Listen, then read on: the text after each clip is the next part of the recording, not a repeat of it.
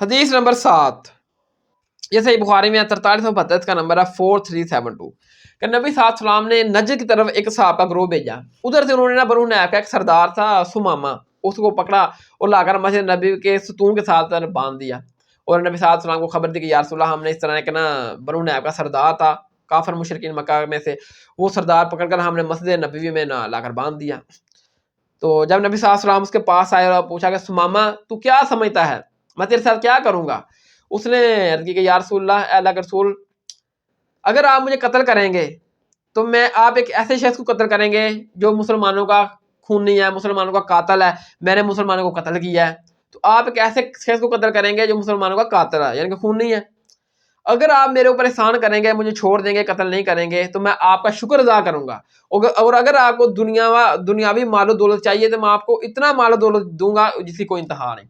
جب نبی صلی اللہ علیہ وسلم نے یہ باتیں سنی تو نبی صلی اللہ علیہ وسلم ادھر سے تشریف لے گئے.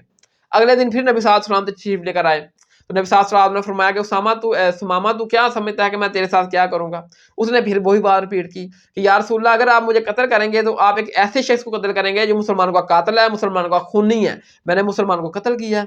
اگر آپ مجھے چھوڑ دیں گے، میرے اوپر احسان کریں گے تو میں آپ کا شکر ادا کروں گا. اگر آپ کو دنیاوی مال و دولت چاہیے تو میں آپ کو بے حد مال و دولت عطا کروں گا. تو نبی صلی اللہ علیہ وسلم پھر ادھر سے تشریف لے گئے. پھر تیسرے دن آئے نبی صلی اللہ علیہ وسلم نے پوچھا سمامہ تو کیا سمجھتا ہے کہ میں تیرے ساتھ کیا کروں گا؟ اس نے پھر وہی جواب دیا. تو نبی صلی اللہ علیہ وسلم نے کہا کہ سمامہ کو چھوڑ دو. تو دیکھیں کہ نبی وہ قاتل ہے مسلمانوں کا، لیکن اس کے بعد نبی صلی اللہ علیہ وسلم نے کہا کہ سمامہ کو چھوڑ دو. جب صاحب نے چھوڑ دیا وہ بھاگ گیا، بھاگ کر وہ باہر ایک باغ میں گیا. ادھر جا کر نا اس کے دل میں اللہ تعالیٰ نے ہدایت ڈال دی، ٹھیک ہے، کہ اس نے غسل کیا، وضو کیا اور دوبارہ نبی صلی اللہ علیہ وسلم کے پاس تشریف لے کر آیا اور اس نے کلمہ پڑھ لیا نبی صلی اللہ علیہ وسلم کا. تو اس نے کہا کہ یا رسول اللہ، اس پوری دنیا میں مجھے آپ سے برا شخص کوئی نہیں لگتا تھا، لیکن اب پوری دنیا میں مجھے آپ سے اچھا اور پسندیدہ شخص کوئی نہیں ہے. یا رسول اللہ، مجھے پوری دنیا میں آپ سے کا جو دین ہے وہ برا دین لگتا تھا، اب مجھے پوری دنیا میں آپ کا جو دین ہے وہ اچھا دین لگتا ہے. یا رسول اللہ، مجھے پوری دنیا میں آپ کے شہر سے برا شہر کوئی نہیں لگتا تھا، اب مجھے پوری دنیا میں آپ سے اچھا آپ کا شہر جو ہے وہ سب سے اچھا لگتا ہے. اب میرے بھائیو دیکھیں کوئی شخص ہے مسلمانوں کا قاتل ہے، مسلمانوں نے پڑھ کر نبی صلی اللہ علیہ وسلم کی خدمت میں پیش کیا. وہ شخص سب سے پہلے نبی صلی اللہ علیہ وسلم کو سب سے برا شخص سمجھتا تھا. کیا عمل نبی صلی اللہ علیہ وسلم نے اس کے ساتھ کیا کہ اس کو نبی صلی اللہ علیہ وسلم سے محبت ہوگی؟ حالانکہ نبی صلی اللہ علیہ وسلم نے اس کو مجبور نہیں کیا کہ تو کلمہ پڑھ ورنہ تجھے قتل کر دیا جائے گا. نہیں، نبی صلی اللہ علیہ وسلم نے اس کو چھوڑ دیا، معاف کیا، درگزر کیا، چھوڑ دیا. وہ کلمہ پڑھ کر جب دوبارہ آیا تو کس چیز نے اس کو مادہ کیا کہ اس نے کلمہ پڑھ لیا، مسلمان ہو گیا؟ وہ بھاگ بھی سکتا تھا. نبی صلی اللہ علیہ وسلم نے اس کو معاف کیا، درگزر کیا، کیونکہ آپ تمام جہان والوں کے لیے رحمت للعالمین بن کر آئے ہیں. قرآن میں اللہ تعالیٰ نے فرمایا کہ آپ اللہ تعالیٰ کی رحمت کے باعث نرم دل ہیں. اگر آپ سخت دل ہوتے، سخت فیصلہ کرنے والے ہوتے، آپ سمامہ کو قتل کروا دیتے تو یقیناً پھر یہ لوگ جتنے بھی آپ کے اوپر ایمان لے کر آئے ہیں صحابہ کرام، یہ آپ کے ساتھ اس لیے ہیں کہ آپ نرم دل ہیں، نرم زبان ہیں، درگزر معاف کرنے والے ہیں. تو نبی صلی اللہ علیہ وسلم جب سمامہ کو معاف کیا تو وہ دوبارہ آیا اور آ کر کہا یا رسول اللہ، مجھے آپ سے پیارا، آپ سے بڑھ کر کوئی پوری دنیا میں نہیں ہے. آپ کا دین جو ہے نا مجھے پوری دنیا میں پہلے برا تھا، اب اچھا ہے. ہمارے دین میں، نبی صلی اللہ علیہ وسلم کے دین میں کس چیز نے اس کو مادہ کیا کہ اس کی محبت دین میں ڈال گئی؟ معافی کا پہلو، درگزر کا پہلو. کہ وہ خود مان رہا ہے کہ میں نے مسلمانوں کو قتل کیا، میں مسلمانوں کو قاتل ہوں، لیکن اس کے باوجود یا رسول اللہ مجھے چھوڑ دیں گے تو ٹھیک ہے، نہیں قتل بھی کر دیں گے تو میں قاتل ہوں جس کو آپ قتل کریں گے.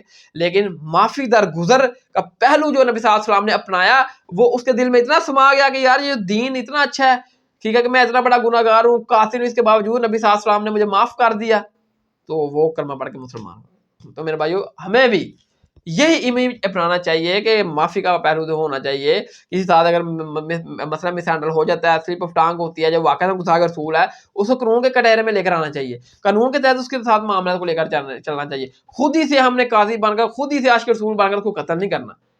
اس طرح لوگ دین سے دور ہی ہوں گے، دین کے قریب نہیں آئیں گے. اب دیکھیں یہ قاتل تھا نبی صلی اللہ علیہ وسلم کے صاحب کا، لیکن نبی صلی اللہ علیہ وسلم نے اس کو معاف کیا، درگزر کیا، اس کے دل میں ہدایت آ گئی، اللہ تعالیٰ نے اس کو ایمان کی دولت سے مالا مال کر دیا. تو اس طرح اگر آپ غیر مسلموں کو بھی ہمارے نبی صلی اللہ علیہ وسلم کی سیرت، ہمارے نبی صلی اللہ علیہ وسلم کا دین بتائیں گے تو اس کے دل میں بھی محبت دین کی پیدا ہوگی. وہ بھی کافر تھا, اس کے دل میں بھی دین کی محبت پیدا ہوگی کہ یار یہ دین کتنا اچھا ہے کہ جس میں معافی یا درگزر والا پہلو ہے, اور یہ پیغمبر نبی صلی اللہ علیہ وسلم کتنے اچھے اخلاق کے ہیں کہ انہوں نے, میں واضح طور پر بول بھی رہا ہوں کہ میں مسلمانوں کو قاتل ہوں, اس کے باوجود انہوں نے مجھے معاف کر دیا, مجھے چھوڑ دیا.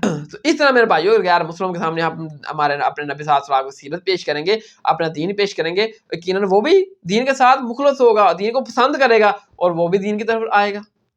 لیکن دوسری طرف اگر ہم ان کو یہ بتائیں گے کہ ہم جو نا وہ دین کے نام کے اوپر فساد مچائیں گے ملک پاکستان میں, اور قتل و غارت کا بازار گرم کریں گے عشق مصطفیٰ کا نعرہ لگا کر, تو میرے بھائی وہ کبھی بھی ایمان کی طرف, دین کی طرف نہیں آئے گا, ہمارے نبی صلی اللہ علیہ وسلم کی سیرت کے ساتھ ایگری نہیں کرے گا.